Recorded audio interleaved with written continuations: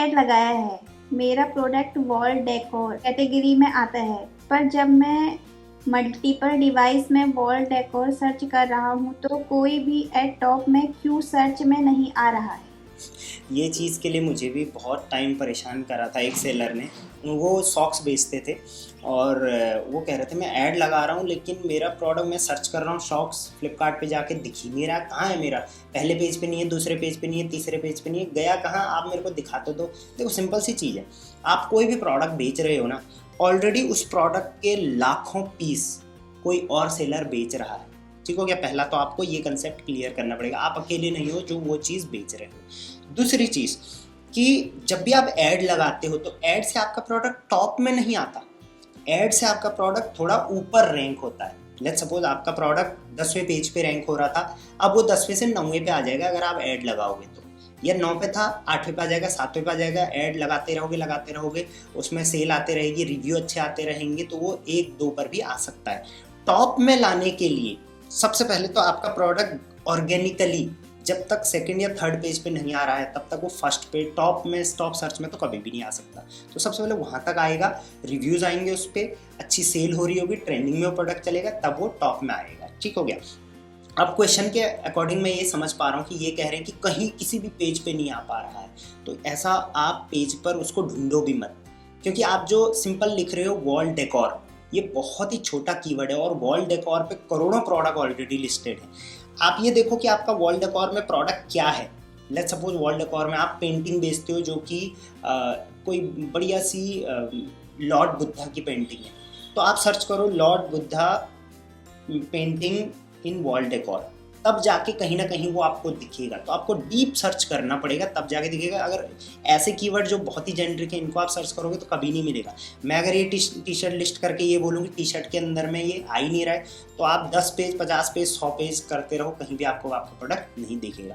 तो I guess अब आपको ये फंडा क्लियर हो गया होगा। मेरी लोकेशन पर पिकअप अवेलेबल नहीं है, क्या करूँ।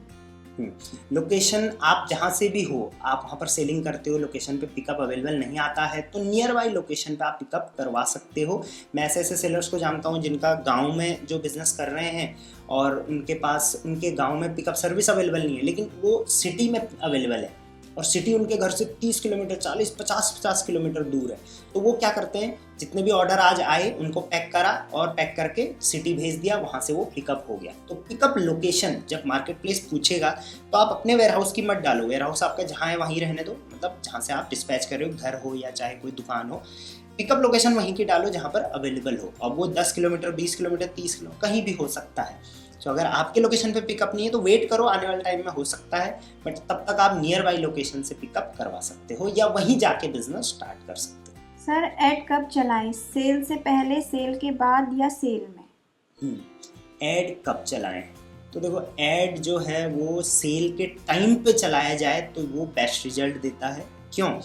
क्योंकि जब भी आप एक चीज़ नोटिस करो, दुकानों में भी जब आपको ऐड दिखते हैं, मतलब दुकान में भी आप देखोगे आजकल जैसे दिवाली सेल्स का फेस्टिवल का सीजन, तो सब जगह बड़े बड़े बोर्ड लगे हुए हैं, तो आजकल वो ऐड कर रहे हैं क्योंकि आजकल सेल चल रही है, आजकल ऑफर चल रहे हैं। सो हमेशा सेल के टाइम पे आपको आपका ऐड बजट ज़रूर बनाना चाहिए। हाँ, सेल से पहले इनिशियल जो विजिबिलिटी है वो भी बहुत काम आती है सेल के दौरान के लिए, तो उस टाइम भी आप हल्का फुल्का ऐड चलाइए और सेल के बाद भी जरूरी है, लेकिन सेल के दौरान आपका जो ऐड बजट है वो मैक्सिमम होना चाहिए। एक स्पेसिफिक ऐड बजट बनाओ और जिस जिस प्रोडक्ट पे आपने डिस्काउंट दिया है उस प्रोडक्ट को ऐड के थ्रू ज़्यादा से ज़्यादा प्रमोट करो ताकि वो ज़्यादा से ज़्यादा बायर तक पहुँचेगा और वो उसे खरीदेगा। मीशो एंड अमेजोन पर कमीशन मिलता है, वैसे ही फ्लिपकार्ट पर किस टाइप से होता है।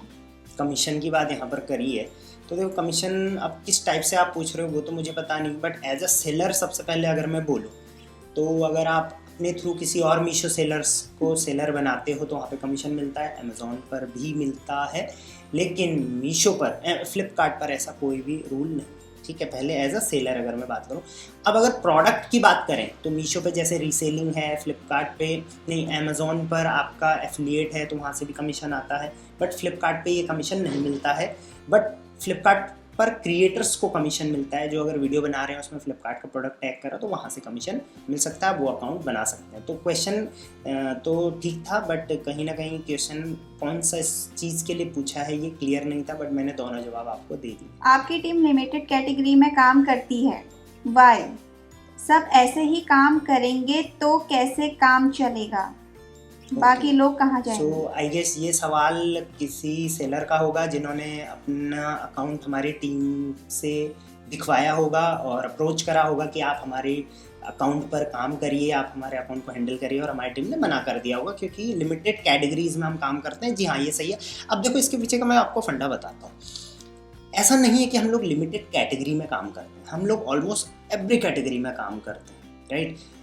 लेकिन हम लोग जब अकाउंट देखते हैं, सबसे पहले तो जब आप हमारे पास आते हो हम अकाउंट देखते हैं कि इनके अकाउंट पे कितनी पॉसिबिलिटी है सेल बढ़ाने की। अगर आप मैपिंग के प्रोडक्ट बेच रहे हो, अगर आप प्रोडक्ट बेच रहे हो जहाँ पर आपका मार्जिन बहुत कम है, या आप कहीं से लेके आ रहे हो उसके बाद बेच रहे हो, बीच में ही बहुत सारा कमीशन हो रहा है, आपके प्रोडक्ट प्राइस ज़्यादा ही हाई हैं, आपके प्रोडक्ट कैटेगरी में आपने फ़ोटोज़ अच्छे नहीं लगा रखे, या XYZ कुछ भी अगर हमें इशू लगा, हमें लगा कि हम ये अकाउंट ग्रो नहीं कर पाएंगे, तो कहीं ना कहीं काम करने का और पैसा लेने का कोई तुक नहीं बनता है। तो इसीलिए हम कई अकाउंट्स जो है रिजेक्ट कर देते हैं। अब कैटेगरी की यहाँ पर बात आती है, तो देखो हमारे पास वैसे तो जैसे मैंने बोला लाइफस्टाइल नॉन लाइफस्टाइल में हर कैटेगरी के प्रोडक्ट्स हैं, बट कुछ कैटेगरीज जहाँ पर सेंसिटिव कैटेगरीज होती हैं एंड जहाँ पर हमें लगता है कि प्रोक्योरमेंट थोड़ा डिफिकल्ट होता है, गवर्नमेंट के रूल्स एंड रेगुलेशंस की वजह से सेल डाउन बहुत केसेस में हो सकती है, तो उन केसेस में हम काम नहीं करते।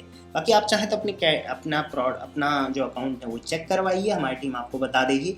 और जब भी हम किसी को अप्रोच करते हैं कि आप हमसे काम करवाइए, तभी करते हैं जब हमें लगता है कि possibilities are very high. Sir, Meesho पर एवरेज कितनी लिस्टिंग करनी चाहिए? लिस्टिंग जब आप करोगे शुरू में तो कम से कम 10 लिस्टिंग चाहिए, 10 से 15 लिस्टिंग्स तो होनी चाहिए। वैसे तो मार्केट प्लेस कहता है कि 20 लिस्टिंग करो, बट मैंने देखा है कि 10 से 15 लिस्टिंग भी अगर आप करोगे तो काम आपका चल जाएगा। अब ऐसा क्यों है, एक लिस्टिंग या 2 लिस्टिंग के भरोसे नहीं रहना है।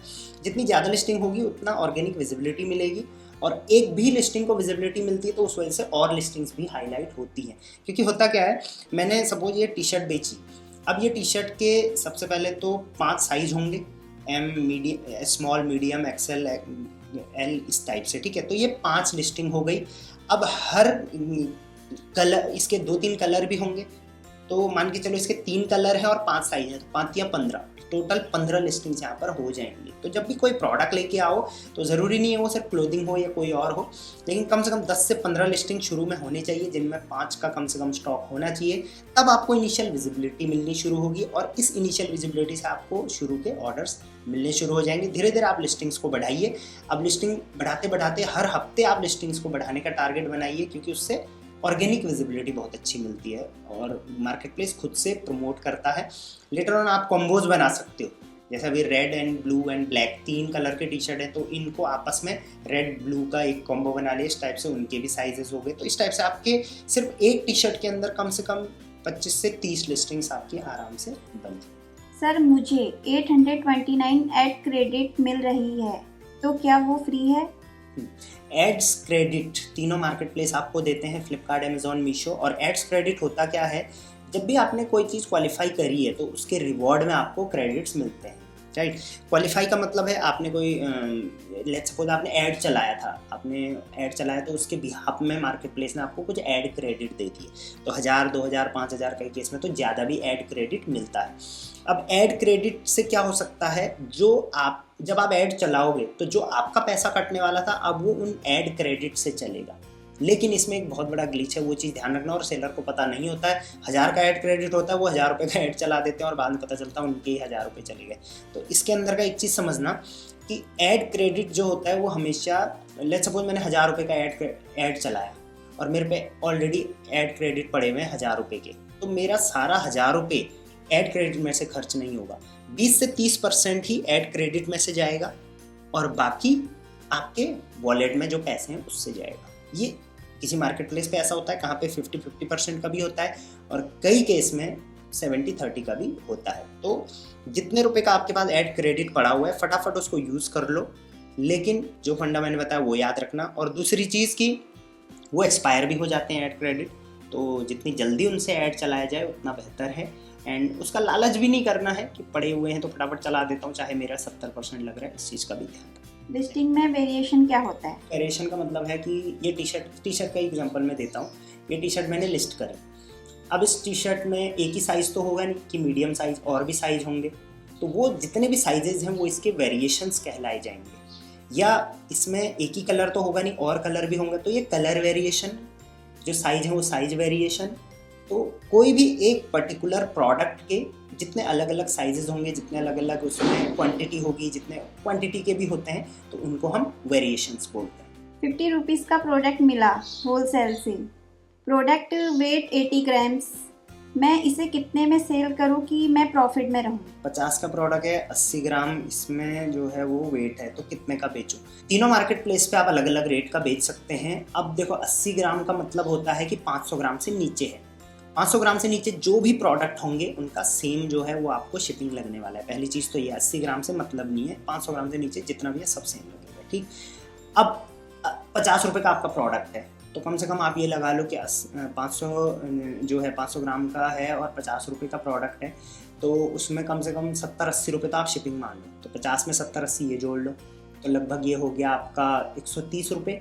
प्लस अब आप 50 रुपये मान के चलो इसमें मार्जिन जोड़ लो, तो ये लगभग हो गया 180 रुपये के आसपास। सो नियर अबाउट आप इसको 199, अगर आप मीशो पे बेच रहे हो, उसके बाद 249 तक का, 199 से लेकर 249 तक का बेच सकते हो। बस आपके जो रिटर्न्स हैं वो 15% से कम होने चाहिए, और ऐड भी आप ज़्यादा न लगा रहे हो, तो आप इजीली इसमें प्रॉफिटेबल बन जाओगे। तो 199 to 249 में इसमें रेंज में। बिना जीएसटी का माल खरीद के ऑनलाइन बेच सकते हैं? बेच सकते हैं बिना जीएसटी का, बस आपको जो जीएसटी इनपुट है वो नहीं मिलेगा, क्योंकि जब भी आप जीएसटी के साथ माल खरीदते हो तो आपको जीएसटी इनपुट भी मिलता है उसका, क्योंकि जहाँ से भी आप जीएसटी लोगे वो भी जीएसटी क्लेम करेगा। तो जब भी आप जीएसटी फाइल करने जाओगे लेटर ऑन, जब आप कस्टमर से लेते हो तो वो भी फाइल करना पड़ेगा, तो उसमें माइनस हो जाता है इनपुट। बट अगर आप बिना जीएसटी के ले रहे हो तो इनपुट नहीं मिलेगा, लेकिन हाँ बिना जीएसटी के लेके आप बेच सकते हो, देना तो आपको जीएसटी पड़ेगा ही, और बेच सकते हो, उसमें ऐसा कोई दो राय। क्या हम अपनी खुद की ब्रांडिंग पैकेजिंग यूज़ कर सकते हैं? हाँ, ब्रांडेड पैकेजिंग, देखो ये क्वेश्चन कुछ सेलर पूछते हैं कि क्या हम खुद की ब्रांडिंग, खुद के ब्रांड की पैकेजिंग को यूज़ कर सकते हैं मार्केट प्लेस पे, फ्लिपकार्ट, अमेजोन, मीशो पे। सो हाँ आप कर सकते हो, लेकिन बाहर से मत करना। दो टाइप की पैकेजिंग होती है, एक प्राइमरी, एक सेकेंडरी। मतलब कि आप प्रोडक्ट जब पैक कर रहे होंगे तो उसके बाहर से आप पैकेजिंग करोगे, उसको अच्छे से सेट करोगे, अच्छे से रखोगे, वो प्राइमरी हो गई। तो वहाँ पर आप अपने ब्रांड का टेप लगा लो, अपने ब्रांड का कार्ड रख लो, अपने ब्रांड का डब्बा लगा लो, लेकिन जो बाहर से पैक करोगे वो मार्केट प्लेस की होनी चाहिए। सो प्राइमरी पैकेजिंग में अपने ब्रांड को ज़रूर करना चाहिए, मैं तो बोलूँगा, क्योंकि जो ऊपर की पैकेजिंग होती है ना वो बाद में उखाड़ देते हैं, लेकिन अंदर की पैकेजिंग जब दिखती है, अट्रैक्टिव होती है, तो उससे रेटिंग रिव्यू भी आपको अच्छा मिलेगा, आपके ब्रांड की वैल्यू भी अच्छी बनेगी। सो मस्ट है, आप अपना ब्रांडेड पैकेजिंग ज़रूर आपको यूज़ करनी चाहिए प्राइमरी पैकेजिंग। फ्लिपकार्ट का नया रेट कार्ड कब आएगा? ये तो भाई मेरे को भी नहीं पता कि कब आएगा, क्योंकि जब भी मैं भी जाता हूँ मॉर्निंग में मैं देखता हूँ रेट कार्ड आया नहीं आया इनका, पेमेंट में जाता हूँ रेट कार्ड नहीं आया, वेटिंग।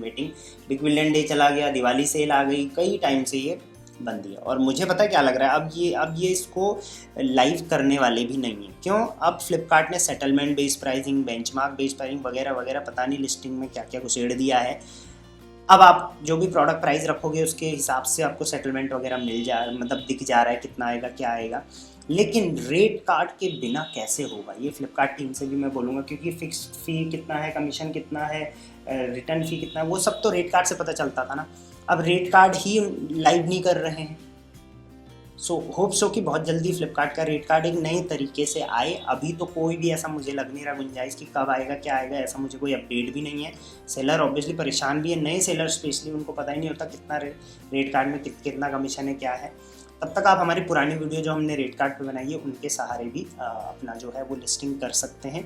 बट होप सो कि बहुत जल्दी ही रेट कार्ड आ जाए, राइट। बाकी आपके कोई भी और सवाल हैं तो आप कमेंट में बताइए, नेक्स्ट Q&A में आपके सवाल हम ज़रूर लेंगे। मेरे टीम्स के नंबर है, कांटेक्ट करिए और आगे बिजनेस ग्रोथ के लिए उनसे बात करिए। Till then, thank you very much, keep selling.